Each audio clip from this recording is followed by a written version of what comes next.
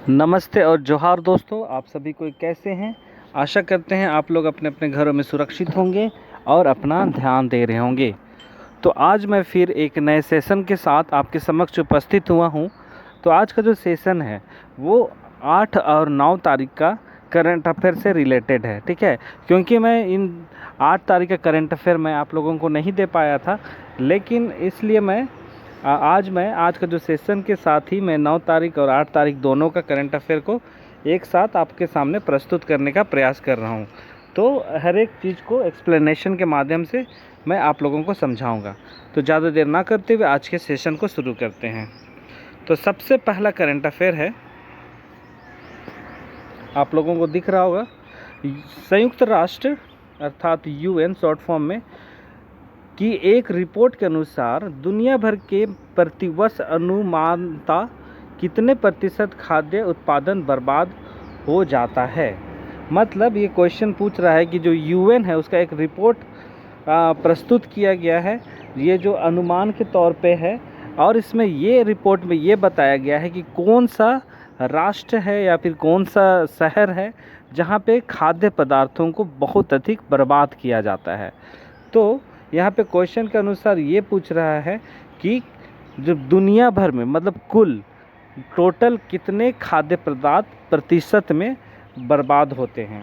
तो 25%, 30%, 17%, 40%। इसका सही जवाब होगा 17%, ठीक है। 17% खाद्य पदार्थ दुनिया भर में हर वर्ष बर्बाद होते हैं, ठीक है। तो हम लोग एक्सप्लेनेशन के द्वारा समझते हैं।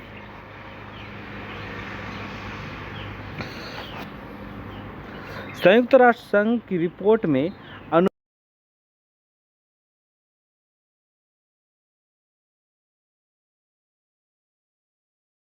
भोजन की बर्बादी का ये आंकड़ा 931 मिलियन मैट्रिक टन है। ये बर्बादी पूर्व के रिपोर्ट से बहुत ज़्यादा है। हालांकि माप के विभिन्न तरीकों और कई देशों के मजबूत डेटा की कमी के कारण प्रत्यक्ष तुलना करना मुश्किल है ना। तो इसमें यही हम लोग देख रहे हैं, ये जो रिपोर्ट होता है वो हर साल लागू किया जाता है, और जो इस वर्ष का जो प्रतिशत आया है वो है 17%, है ना। 17% हर वर्ष खाना बर्बाद होता है, और ये जो आंकड़ा है 17% वो 931 मिलियन मैट्रिक टन से मतलब उतना खाना बर्बाद होता है ना। और इस वर्ष का जो रिपोर्ट है वो पिछले से बहुत ज़्यादा है, मतलब पिछले उतना नहीं होता था, पर इस वर्ष कुछ मतलब जो परसेंटेज है वो वृद्धि हुई है बर्बादी में, ठीक है। अब हम आगे देखते हैं।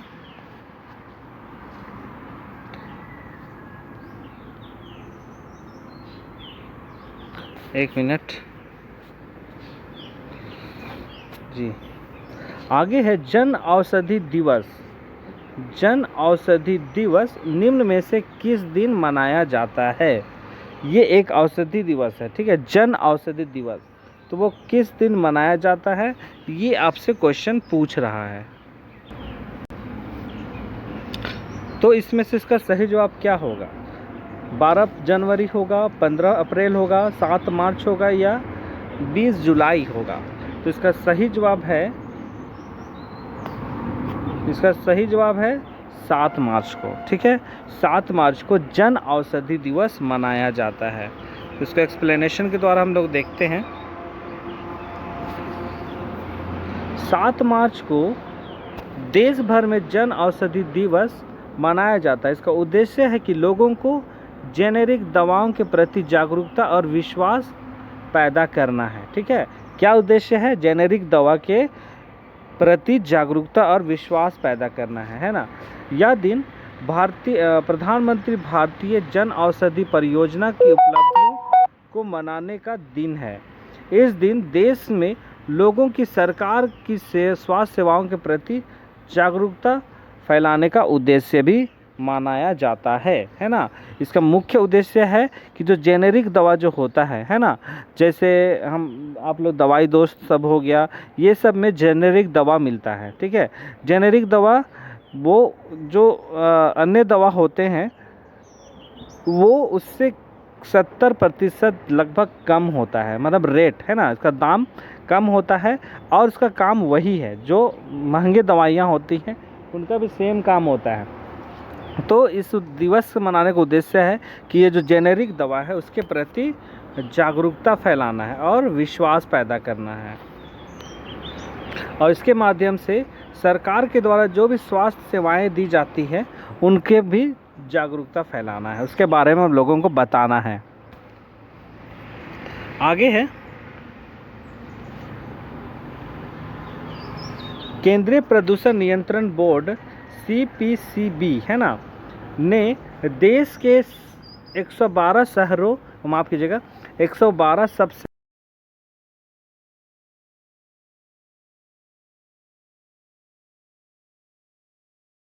प्रदूषित राज्य कौन सा है ना, सबसे प्रदूषित राज्य कौन सा है, तो इसका ऑप्शन है बिहार, पंजाब, उड़ीसा और कर्नाटक। ठीक है, तो क्या हो सकता है, तो इसका सही जवाब होगा उड़ीसा। ठीक है, उड़ीसा राज्य भारत का सबसे प्रदूषित शहर है। ठीक है, तो इसको हम एक्सप्लेनेशन द्वारा देखते हैं।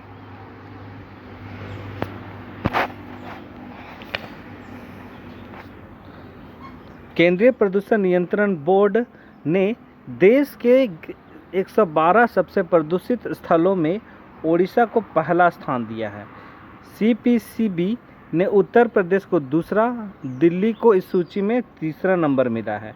पर्यावरण मंत्रालय के अनुसार प्रदूषित शहर स्थल ऐसे क्षेत्र हैं जहां कूड़े कचरों में विषैले और खतरनाक पदार्थों की मात्रा अत्यधिक होने से आसपास रहने वालों की सेहत में प्रतिकूल असर पड़ता है ना। तो इस चीज़ों को देख के, मतलब जो शहर में कूड़े कचरे फैले हुए हैं उसको उसके आधार पे ये रेटिंग किया गया है। ठीक है, तो इसके माध्यम से जो उड़ीसा है वो सबसे पहला है, और यूपी है जो उत्तर प्रदेश वो दूसरा स्थान पे है, और नई दिल्ली तीसरे स्थान पर है। ठीक है,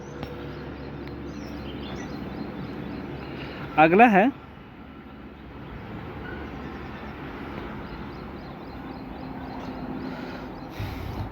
हाल ही में किस भारतीय महिला पहलवान ने माटियो पैलेकोन रैंकिंग कुश्ती में फाइनल में जीत दर्ज कर 65 किलो भार वर्ग में विश्व की नंबर 1 पहलवान बन गई है। एक कुश्ती हुआ था माटियो पैलिकोन रैंकिंग कुश्ती। ठीक है, इसमें कौन इस भारतीय पहलवान है जिन्होंने 65 किलो भार में उन्होंने जीत हासिल की और विश्व की पहली नंबर 1 पहलवान बन गई है, कौन है वो? तो बबीता फोगाट है, गीता फोगाट, रितु फोगाट या विनेश फोगाट, तो कौन होगा ये? आप लोग इन सभी को जान रहे हैं आप लोग, बबीता फोगाट हुआ, गीता फोगाट हुआ, रितु फोगाट और विनेश फोगाट, ये चारों जन एक दूसरे, ये लोग बहनें हैं, है ना। और आप लोगों ने गीता फोगाट करके उनका मतलब एक मूवी आई थी दंगल, आप लोगों ने ज़रूर देखा होगा, इसको सभी लोगों ने पसंद किया है ना। तो चलिए इसका उत्तर हम लोग देखते हैं, इसका सही जवाब क्या होगा? इसका सही जवाब होगा विनेश फोगाट। ठीक है, विनेश फोगाट ने 65 किलो भार वर्ग में उन्होंने जीत हासिल की और वह विश्व की पहली नंबर 1 खिलाड़ी या पहली भारतीय नंबर 1 खिलाड़ी बन गई है विश्व की। ठीक है, तो इसे हम लोग एक्सप्लेनेशन के द्वारा देखेंगे। भारतीय पहलवान विनेश फोगाट ने माटियो पैलिकोन रैंकिंग कुश्ती के फाइनल में जीत दर्ज कर 65 किलो भार वर्ग में विश्व की नंबर 1 महिला पहलवान बन गई है। इस टूर्नामेंट में उतरने से पहले विनेश तीसरे रैंक पे थी, है ना, तीसरे रैंक में थी। ये जो टूर्नामेंट हुआ जब शुरू हुआ था वो उसका जो विश्व का रैंकिंग था वो 3rd था, लेकिन जब इस पे जीत हासिल की वो विश्व की नंबर 1 पहलवान बन गई है। ठीक है,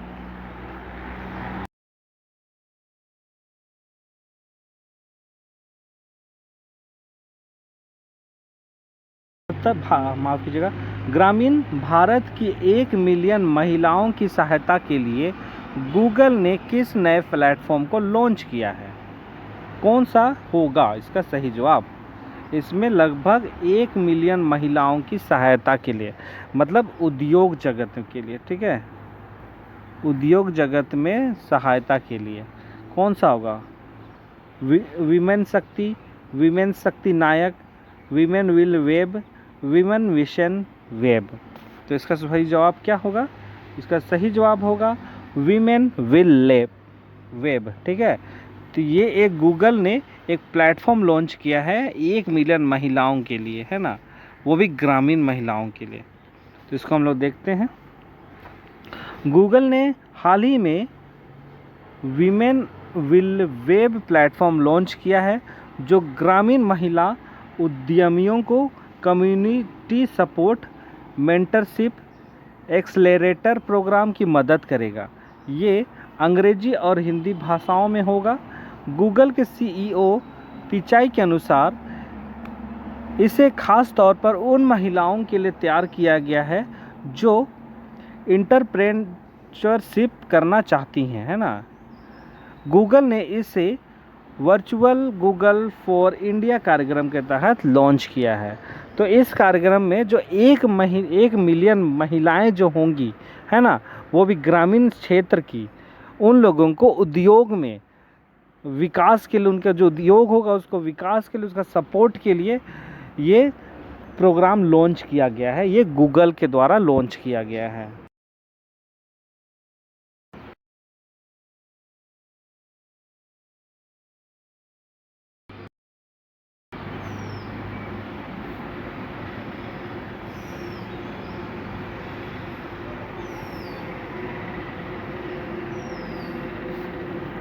अगला है, प्रधानमंत्री नरेंद्र मोदी ने हाल ही में वीडियो कॉन्फ्रेंसिंग के माध्यम से भारत और किस देश के बीच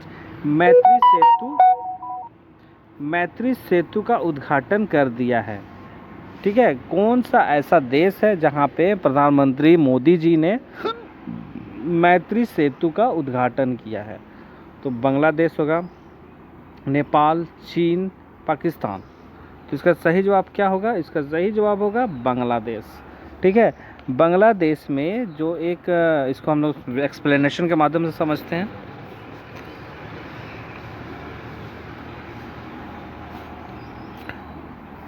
प्रधानमंत्री नरेंद्र मोदी ने वीडियो कॉन्फ्रेंसिंग के जरिए भारत और बांग्लादेश के बीच फेनी नदी में बने मैत्री सेतु का उद्घाटन किया है ना। किस नदी पे बना है? फेनी नदी पे। इसे आप लोग याद रखिएगा। और ये नदी बांग्लादेश में है, और दोनों देश के लिए, जो चाहे उद्योग हो, परिवहन हो, इन सब के लिए, या टूरिज़्म हो, इन सब के लिए, या जो सेतु जो बना है ना, वो काफ़ी मददगार साबित होगा दोनों देश के अर्थव्यवस्था को सुधार लाने के लिए, ठीक है। इन्हें आप लोग याद रखिएगा। और याद रखिएगा ये किस नदी पे बना है, मैत्री सेतु। अगला है, महिला उद्यमों को समर्थन और सहायता प्रदान करने के उद्देश्य से किस बैंक ने हाल ही में स्मार्ट अप उन्नति नाम की एक कार्यक्रम की शुरुआत की घोषणा की है? किस?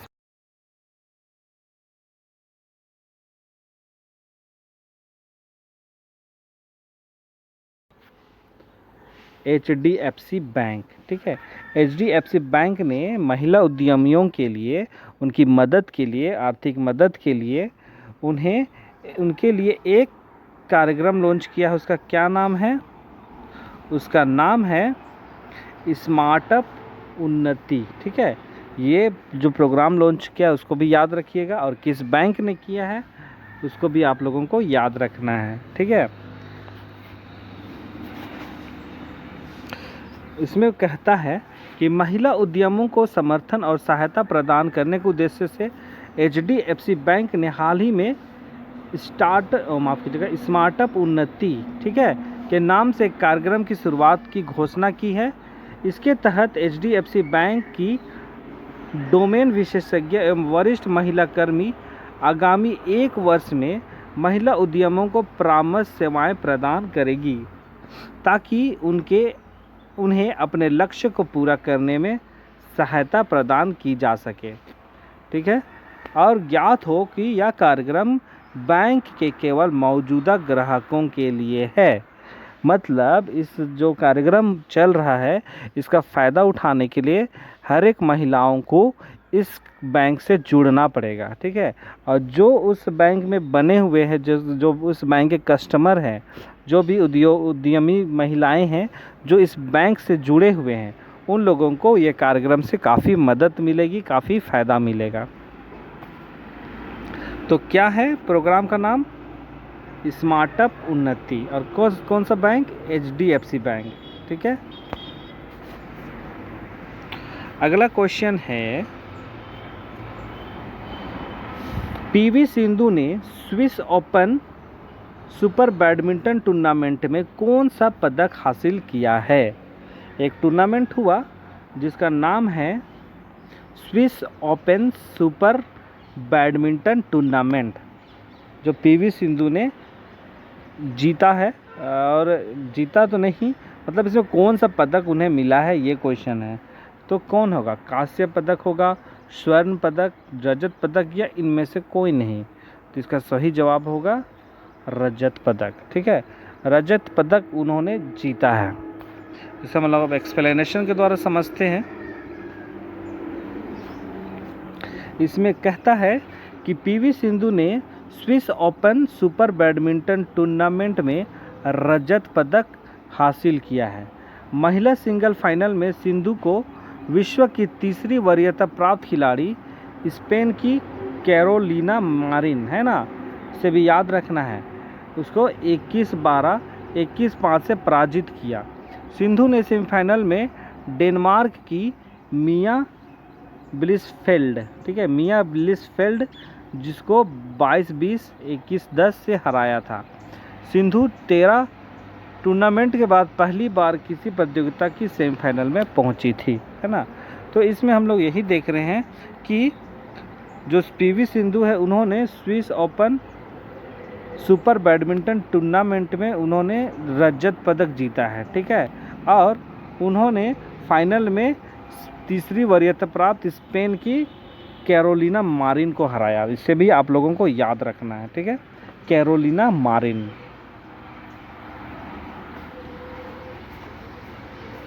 तो आज का करंट अफेयर को यहीं पे समाप्त करते हैं। और ये जो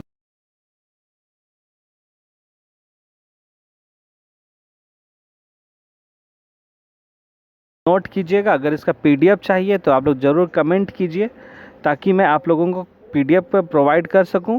इसके लिए आप लोगों को JK स्टडी का व्हाट्सएप ग्रुप में जोड़ना पड़ेगा, और जो व्हाट्सएप ग्रुप का जो लिंक है वो इस वीडियो के डिस्क्रिप्शन में दे दिया जाएगा। तो आप लोग जुड़िए और इस चैनल का फ़ायदा उठाइए। ठीक है, और नॉलेज पाइए। तो आज के वीडियो को यहीं पे मैं समाप्त करता हूं। और वीडियो अगर पसंद हुआ, नॉलेजेबल लगा है, तो आप लोग ज़रूर से ज़रूर वीडियो को लाइक कीजिए, वीडियो को शेयर कीजिए, ताकि हर एक तक पहुंच सके ये वीडियो। और इस चैनल के जो सब्सक्राइब नहीं किए हैं, क्योंकि मैंने देखा है कि जितने भी मेरे व्यूअर हैं उसमें 88% लोग सब्सक्राइब नहीं किए हैं, मात्र बस 12 या 13 ही लोग सब्सक्राइब किए हैं। तो आप लोगों से आग्रह है, जो 88% है उन लोगों से आग्रह है कि वो लोग ज़रूर से ज़रूर इस चैनल को सब्सक्राइब कीजिए। ठीक है, तो आज के वीडियो को मैं समाप्त यहीं पे करता हूं, और कल मैं फिर एक नए करंट अफेयर के साथ प्रस्तुत होता हूं। तब तक के लिए बहुत बहुत धन्यवाद।